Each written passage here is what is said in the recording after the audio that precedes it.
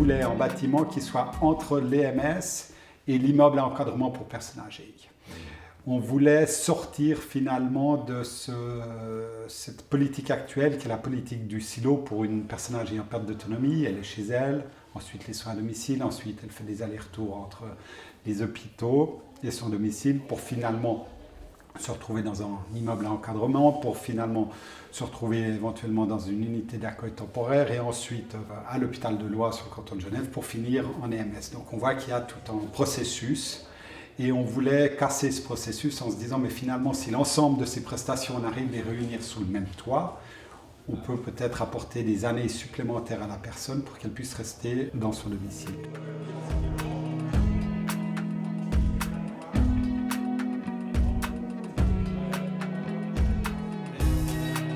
Effectivement, c'était de se dire, finalement, la personne est au centre du projet, on ne la déplace plus, on se déplace à elle. Et pour ça, il nous faut des prestataires. D'où, au sein de cette structure, à la fois des soins, à la fois de la restauration, à la fois de l'activité sociale. Donc ces différents prestataires, finalement, sont présents et veillent à répondre aux besoins du locataire. Donc chaque locataire a sa chambre.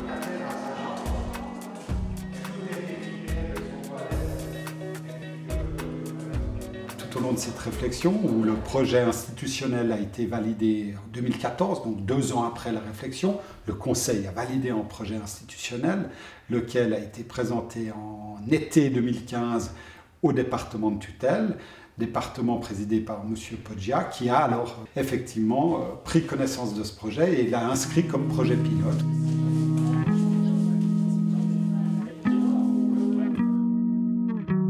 « 445 ballons lâchés dans le ciel pour les 445 premiers logements bientôt construits dans le quartier de Ladré-Pont-Rouge. Des ballons, mais aussi bien évidemment du béton tout frais pour le plus grand bonheur du conseiller d'État. État, commune, chef de projet, fondation, CFF, tous étaient là pour laisser leurs traces. Quand les personnes s'intéressent pour vivre ici déjà, il faut, on a fait des entretiens, on regarde si vraiment ils ont envie de s'impliquer, de prendre leurs responsabilités aussi dans ce projet. C'est une mutualisation, je dirais, des compétences et des engagements aussi. Ce n'est pas seulement des compétences, évidemment c'est les compétences sociales qu'on aimerait qu'elles soient présentes. Mais pas seulement, c'est aussi effectivement un engagement, une envie de vivre un peu différemment qu'avant.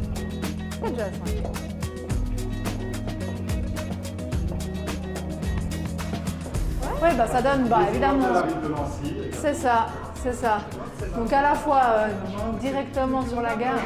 Oui, ça c'est les 2 immeubles de la Fondation communale immobilière de Lancy. Et donc, ces immeubles-là sont des immeubles LUP, donc avec des loyers sociaux qui appartiennent donc, à la Fondation communale immobilière.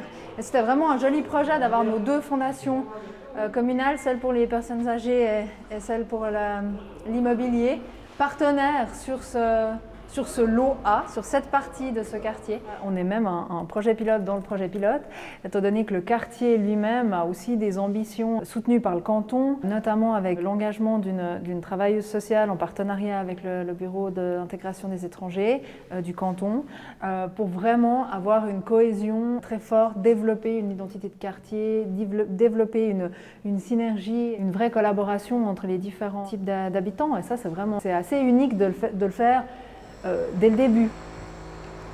Et puis on a des populations extrêmement différentes aussi. On a des logements LUP ici, on a également des PPE, on a toutes sortes d'habitations différentes, beaucoup d'infrastructures publiques. Il y aura également une partie du service social de la ville de Lancy.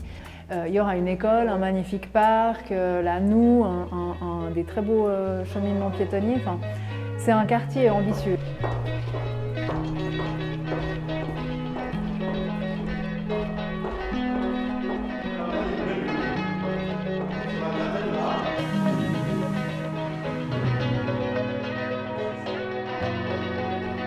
C'est vraiment un microcosme, dans un seul gros immeuble, si on veut, ou 2 immeubles. Enfin, on arrive à avoir tellement de publics différents et puis d'apports avec l'extérieur. Et je trouve que ça, c'est vraiment très précieux. Moi, c'est ça vraiment qui me met des étoiles dans les yeux. Et c'est vraiment... Alors, j'attends de vérifier que ça répond bien à l'ambition qu'on avait sur le papier. De ce que je vois pour l'instant, j'ai vraiment l'impression que c'est le cas. Et si ça marche, alors voilà, moi j'ai 2 autres endroits où j'ai vraiment envie de faire ça. Et voilà, et l'idée d'avoir les petits bouts de choux avec les personnes âgées, enfin, on a toute l'échelle d'âge au milieu et ça peut donner que des belles choses, franchement. Alors, ce qui est intéressant, c'est qu'on est allé plus loin que l'intégration, on est allé dans l'inclusion. Parce qu'on a cette intégration où on peut avoir en EMS, avec un foyer pour handicap à côté, des jeunes.